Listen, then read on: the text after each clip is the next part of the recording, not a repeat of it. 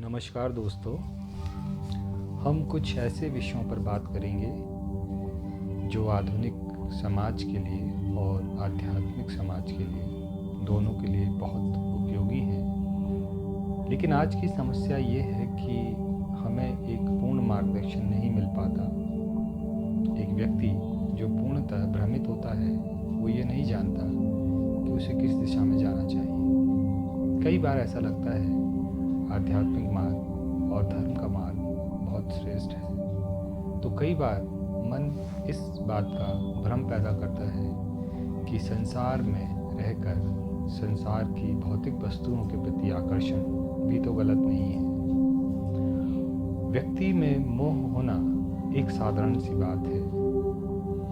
व्यक्ति का मोह उसके मैं के साथ जुड़ा होता है और मैं में एक्सटेंशन लेकर ये मेरा, मेरे से संबंधित और अंत में ये मोह का रूप ले लेता है। मोह एक प्रकार की धारणा या लगाव होगा जिसमें कि व्यक्ति इस प्रकार से त्वरित होकर फंस जाता है कि वह अपनी भावनाओं को लगातार से विस्थापित न करते हुए उन्हें पूर्ण रूप से बंधित खुद हो जाता है। समस्या वहीं की वहीं रहती है कि हम जीवन में जन्म से लेकर मृत्यु तक इस बात का अर्थ नहीं ले पाते कि क्या हमें सही रूप से करना चाहिए, क्या हमें धर्म के पीछे जाना चाहिए या फिर हमें आध्यात्म के रास्ते पर चलना चाहिए। धर्म कहता है कि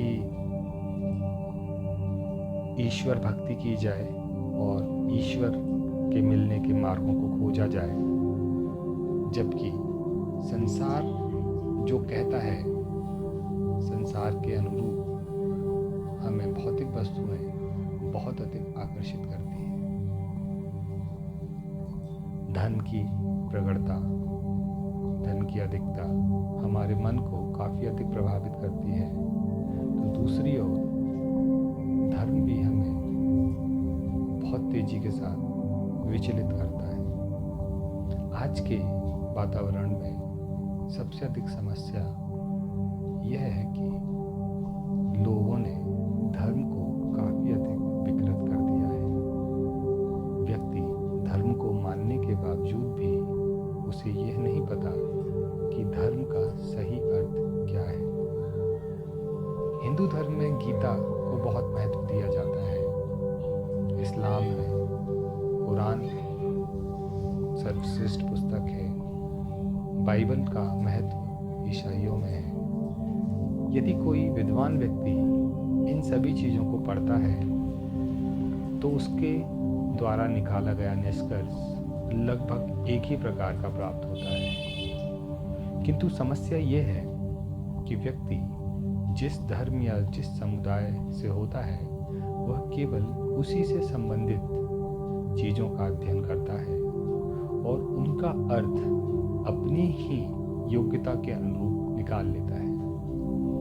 किसी भी शब्द का अर्थ व्यक्ति अपनी बौद्धिक क्षमता के हिसाब से और उसके द्वारा ग्रहण किए गए अनुभवों के आधार पर ही करता है। जैसे इस बात को हम इस प्रकार समझ सकते हैं कि एक छोटा बच्चा जो दूसरी या तीसरी क्लास में है, जब आप उससे कोई बात कहते हैं तो उसका अर्थ वो अपनी बौद्धिक क्षमता और अपने अनुभवों के आधार पर ही निकालेगा।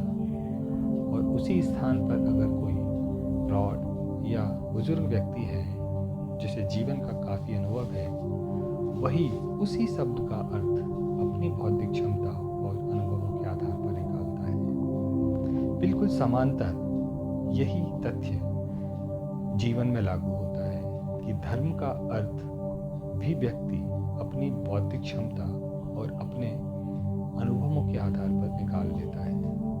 समस्या यही आती है कि जब हम किसी चार दीवारी या किसी निश्चित सीमाओं वाले क्षेत्र से किसी भी वस्तु का एक अर्थ निकालते हैं तो वह सीमित हो जाता है, और सीमित अर्थ किसी भी चीज़ को पूर्णता प्रदर्शित नहीं कर पाता। सीमित उस वस्तु को, उस अर्थ को पूरी तरह बांध देती है कुछ अनुभवों के आधार पर और कुछ व्यक्तिगत आधारों पर। जब यह अर्थ उस व्यक्ति के द्वारा इस प्रकार निकाला जाता है, यही अर्थ दूसरे व्यक्ति द्वारा दूसरे तरीके से निकाला जाता है। धर्म में सबसे अधिक समस्या इसी बात की है कि व्यक्ति वह मार्ग नहीं जानता कि उसे कहाँ जाना है।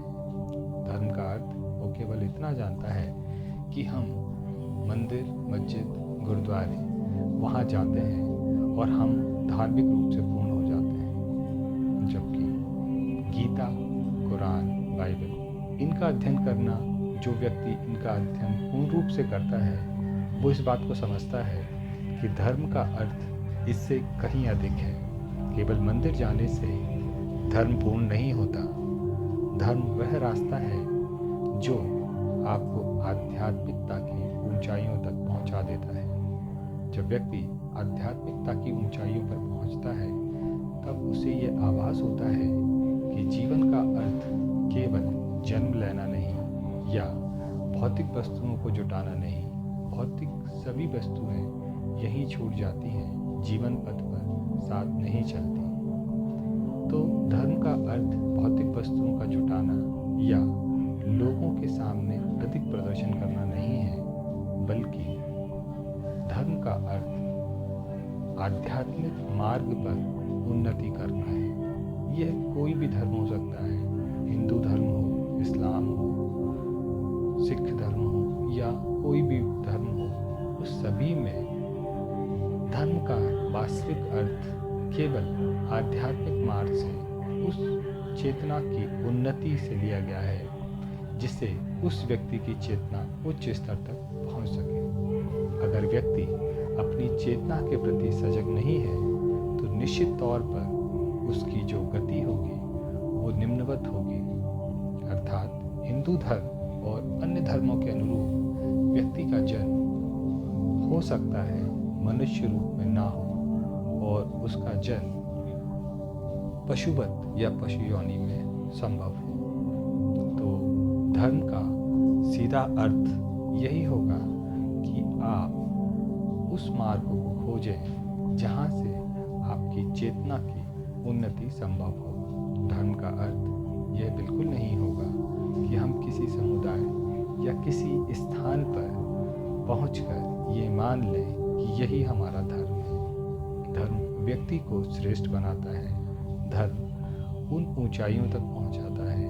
धर्म मृत्यु के बाद की होने वाली गति के लिए बहुत सहायक सिद्ध होता है। लेकिन यदि हम धर्म के संबंधित कुछ ऐसे काम करते हैं जो हमें गति में बाधित करे या हमें नीचे की ओर धकेल दे, तो फिर हमें इस बात के चिंतन की आवश्यकता होगी कि क्या हमें ये करना चाहिए, या करना चाहिए तो किस प्रकार करना चाहिए कि जिससे हमें अधिक से अधिक फ़ायदा हो, हमारी चेतना को फ़ायदा हो, हमारे जन्म लेने के उद्देश्य को पूर्णता प्राप्त हो। यदि जन्म लेने का उद्देश्य पूर्ण नहीं होता है तो निश्चित तौर पर जन्म की गति निम्नवत होगी और अगला जन्म पशुवत होने की संभावना अधिक से अधिक होगी। धन्यवाद। इससे संबंधित अन्य कई विषय हैं जो मैं अगले वीडियो में आपके साथ में इससे संबंधित चर्चा करूँगा।